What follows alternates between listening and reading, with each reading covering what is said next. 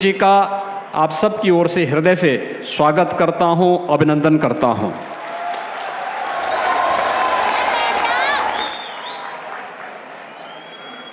मंच पर उपस्थित प्रदेश की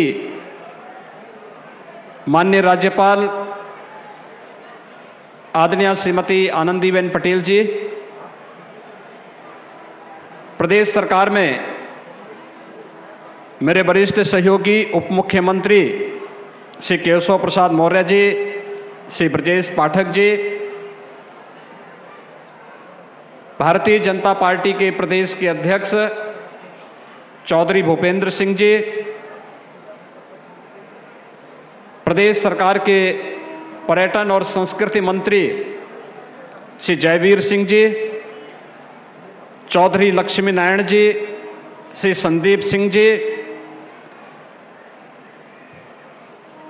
सभी माननीय जनप्रतिनिधिगण और इस कार्यक्रम की संयोजक यहाँ की लोकप्रिय सांसद श्रीमती हेमा मालिनी जी और अन्य सम्मानित जनप्रतिनिधिगण, उपस्थित भाइयों और बहनों, राधे राधे। वृंदावन बिहारी लाल की।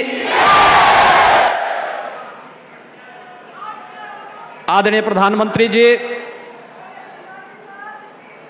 पिछले 9.5 वर्षों से इस देश ने और भारत की 142 करोड़ की आबादी ने एक नए भारत का दर्शन किया है।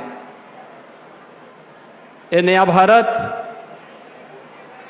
जिसका वैश्विक मंच पर सम्मान बढ़ा है। आज जब आप दुनिया में कहीं भी जाते हैं, पूरी दुनिया पलक पावड़े बिछा करके आपका अभिनंदन करती है, तो स्वाभाविक रूप से 142 करोड़ का भारत अपने आप को गौरवान्वित महसूस करता है।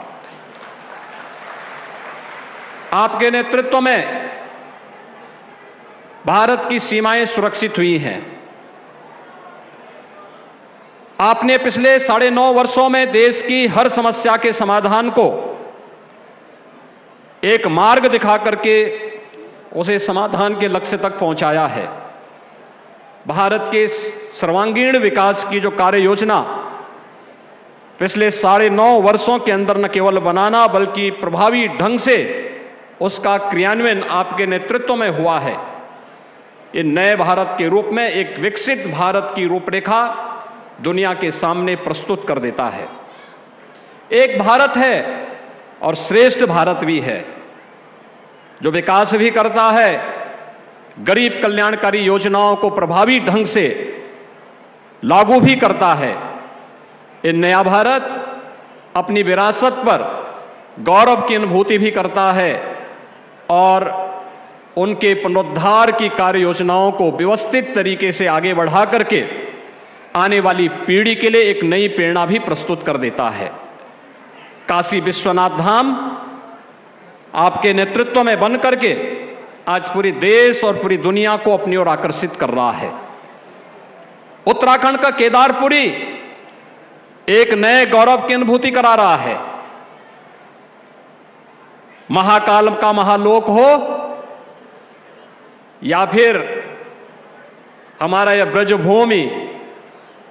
ब्रजभूमि में आपके मार्गदर्शन और नेतृत्व में मथुरा वृंदावन को नगर निगम का दर्जा देना रहा हो या ब्रज तीर्थ विकास परिषद के माध्यम से यहां के उन सभी 7 तीर्थों को विकसित करके एक नई कार्य योजना के साथ आगे बढ़ाना, मथुरा, वृंदावन, बरसाना, गोकुल, नंदगांव, इन सभी को व्यवस्थित रूप से न केवल यहां की सांस्कृतिक विरासत को संरक्षित करते हुए उसके विकास के कार्यक्रम को आगे बढ़ाने का अभियान आगे बढ़ाया गया। अभी तो वृंदावन क्षेत्र में आने वाले श्रद्धालुओं की सुविधा को ध्यान में रख करके बुनियादी सुविधाओं का विस्तार भी यहां पर करने का प्रयास हुआ है। आपने योग को दुनिया के अंदर लगभग 190 देशों तक आज योग, जो भारत की प्राचीन ऋषि मुनियों की एक धरोहर रही है, आज दुनिया इससे लाभान्वित हो रही है। इसे वैश्विक मान्यता उपलब्ध कराई, कुंभ को वैश्विक मान्यता दिलवाई, और अब न केवल हमारी मथुरा बल्कि मथुरा, वृंदावन और यहाँ के सभी तीर्थ इस श्रृंखला में पिछले 9 वर्षों से लाभान्वित होकर के इस अभियान का हिस्सा बने हैं। और अयोध्या में तो हर व्यक्ति जान रहा है, जो कभी नहीं हो सकता था वह भी आपके नेतृत्व में होकर के 22 जनवरी का इंतजार भी कर रहा है। इस अवसर पर आपके द्वारा संत मीराबाई की स्मृतियों को, 525वीं जन्मोत्सव की स्मृतियों को आगे बढ़ाने के लिए आज आप स्वयं यहां पर उपस्थित होकर के एक डाक टिकट और स्मृति सिक्का जारी करने के लिए आए हैं। संत मीराबाई भगवान श्री कृष्ण की अनन्य भक्त थी। वह मेवाड़ की रानी भी थी और संत रविदास जी की शिष्या भी थी।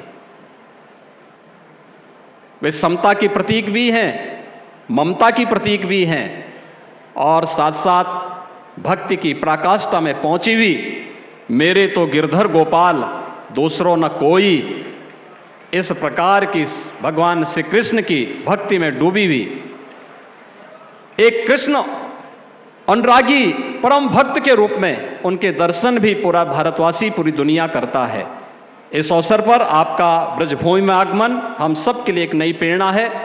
मैं ब्रजवासियों की ओर से, उत्तर प्रदेश वासियों की ओर से आपका एक बार फिर से हृदय से अभिनंदन करता हूं, स्वागत करता हूं और आपको इस बात के लिए आश्वस्त करता हूं कि उत्तर प्रदेश सरकार आपके मार्गदर्शन में, आपके नेतृत्व में न केवल विकास की बल्कि विरासत की इस परंपरा को अक्षुण्य बनाए रखने के लिए निरंतर कार्य करेगी।